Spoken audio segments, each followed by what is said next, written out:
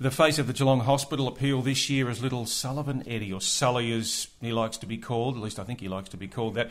I'm here with Sully's mum, Carly, and Nick, and it's been quite a journey for you guys, hasn't it? We've spoken to Carly before on the radio, so let's go to Nick first up. And Nick, can you just run us through Sully's rough start to life? Yeah, sure. It all started with a 20-week scan that wasn't quite reading as well as it should have been, and from then on, the subsequent couple of weeks, we had subsequent scans, and Sully was measuring small for his age.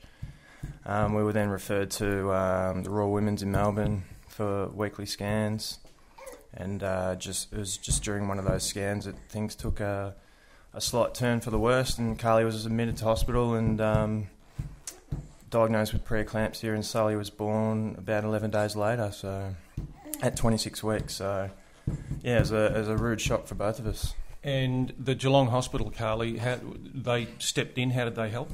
Absolutely. Just before Sully's due date, Sully was strong enough to be transferred back to Geelong Hospital, which meant he needed, less one-on-one intensive care, which was so exciting. So, yeah, Geelong Hospital staff were just incredible. For a month that Sully spent there, they helped him learn to breathe on his own without all the tubes and the oxygen requirements. How did you feel as a parent with all the tubes and stuff? And I guess it was touch and go. What was going through your mind? Yeah, initially it was very touch and go. I guess the first couple of weeks in particular, he wasn't able to take any food. He was on all sorts of medication, so we were always sort of told to stay by the phone and keep close. So it was just a bit. You just never were able to relax. Of course, the staff were amazing and made you feel very welcome to ask as many questions as possible, and we always did. So yeah, we just knew we were in the right hands. But they just, I guess, for his 4-month stay in hospital, it was hard to relax.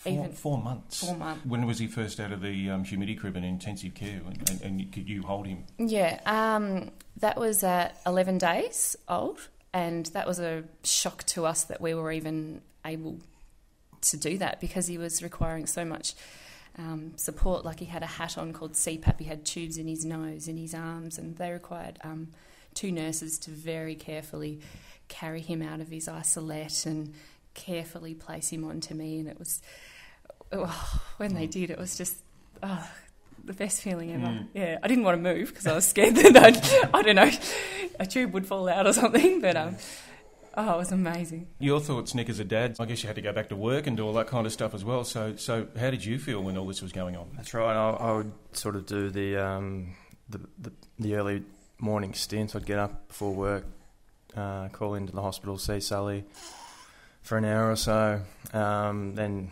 trudge off to work for a day, and hopefully not receive too many phone calls with bad news throughout the day. And then as soon as work was finished, I was back to the hospital doing another few hours again. So it was hard at first, but then it just became almost a routine, a daily routine that we just got used to. And even the precious couple of hours in the morning of the night time were amazing, just to sort of see him. And the days at work went pretty quick compared to what we were facing with. So it was. Sure. When he came home, what was the feeling? It was unbridled joy in a sense. I think we pinched ourselves when we got the news that we could finally take him home. It was certainly a slow drive home, coming back from the hospital and checking the rearview mirror, and just walking through the door with him was just one of those moments you never forget. Yeah.